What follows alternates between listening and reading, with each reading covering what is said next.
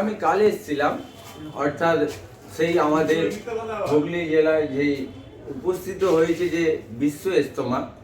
তো আসার পরে আমি দেখলাম আমার সাথে যে দেশের ভাইরা যারা মাদ্রাসা চলাচল বা মাদ্রাসায় থাকে, কিছু আমার দাদাদের সাথে কথা বলছি। এখন দেখতে পাচ্ছ কোনো জাত বলো আর কোনো ধর্ম বলো আমরা মানি না। আমরা সব মানুষ তো মানুষই আছি। তোমরা জানো যে আমরা সবাই মানুষ। আমার গায়ে যা রক্ত আছে, কোনো হিন্দু ভাইয়ের গায়ে রক্ত একই, ম্যাচিং তো ম্যাচিং হয়, ওর গায়ের রং আলাদা নয়, একই হয় অনেকজনের। তুমি তো জানো যে ইসলাম খালি আমরা মায়ের পেট থেকে যখন জন্ম নিই, তখন মায়ের পেটে যখন থাকি আমরা কোনো ধর্ম জানি না।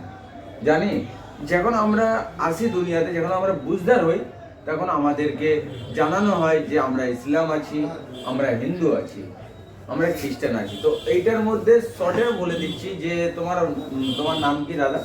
শেখ ফিরোজ রহমান। শেখ ফিরোজ রহমান ভাই।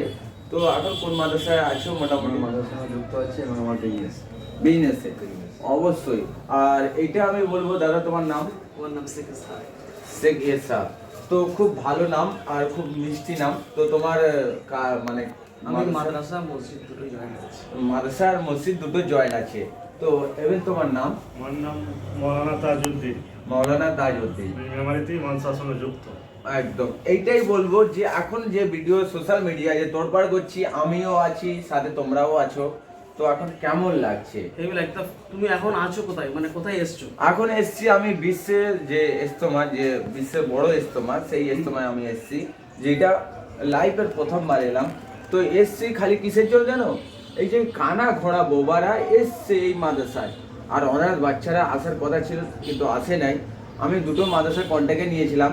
আর এটাও আমি বলে দিচ্ছি যে ওই দুটো মাদ্রাসায় জানুয়ারি মাসে 11 তারিখে যে ওদেরকে হেলথ চেক আপের জন্য যে আমি ডাক্তারখানা বা এবং ওদের সব কিছু যেরকম আমি পূর্ণ করছি, ওই দুটো মাদ্রাসার আমি নিজের মনের মধ্যে ভালোবাসা রেখেছিলাম। এই জন্য ওই দুটো মাদ্রাসার চেক আপের জন্য আমি উপস্থিত করছি ডাক্তারের উপর। তো কাজুদা, তোমার এই বিশ্ব ইজতেমা যে তুমি ঘুরলে, তো তোমার কেমন লাগলো আমাকে জানাও। খুব ভালো লেগেছে। কিরকম ঘুরেছো তুমি? আমি ঘুরেছি যেহেতু আগামীকাল এসে, বুঝতে পারছো না, আমি খুব ভালো লেগেছে। আগামীকাল গতকাল এসেছে? হ্যাঁ, গতকাল এসেছিল, তাই তো? হ্যাঁ।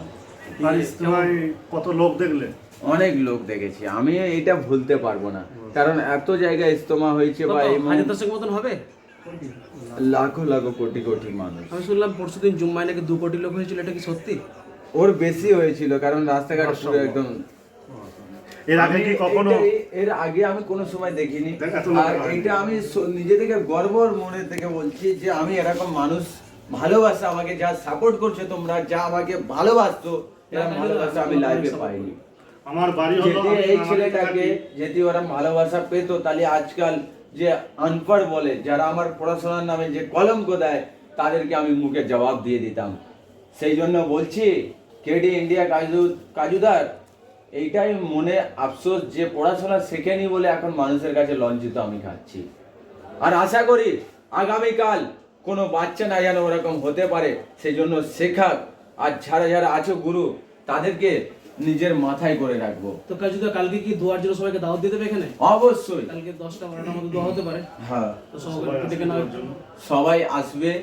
আর এবং আমার যে ভালোবাসার অডিয়েন্স পরিবারের তরফ থেকে আমি শুভেচ্ছা জানাচ্ছি। আর আমার মন থেকে আমি বলছি যে আমি খুব গর্বিত যে আমার অডিয়েন্স পরিবার আমার সাথে মোলাকাত করলো, বা এবং দেখতে পাচ্ছ ইসলাম কোনো জাতকে ছোট করে না, ইসলাম কোনো জাতকে অমান্য করে না।